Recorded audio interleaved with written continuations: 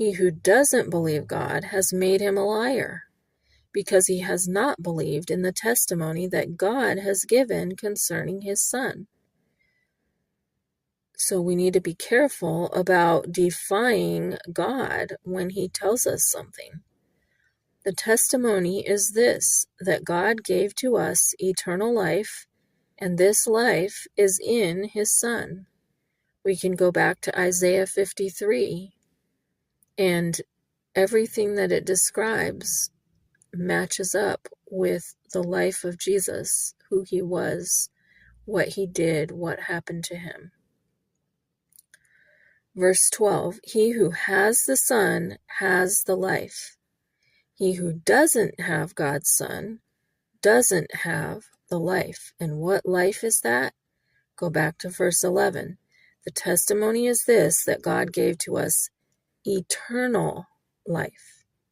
And this life, this eternal life, is in his Son.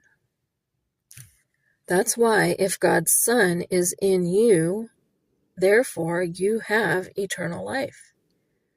But if God's Son is not in you, since eternal life is in God's Son, that's where it's found. If you don't have God's Son, you cannot have eternal life, because eternal life is within God's Son. And the problem with that is that if you don't have eternal life, what do you have? Eternal death. And where does eternal life happen? In God's home, with God. So then where does eternal death happen? Apart from God, where Satan, the devil, will be locked up in chains forever.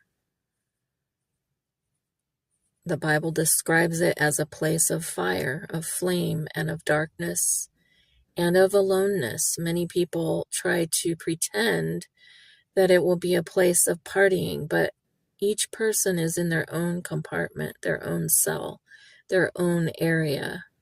It's not going to be a party. It's going to be hot, dry, painful, and lonely.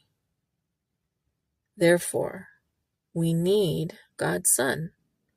And within God's Son, God's good, loving Son, is eternal life. And if you receive God's Son, you have received eternal life.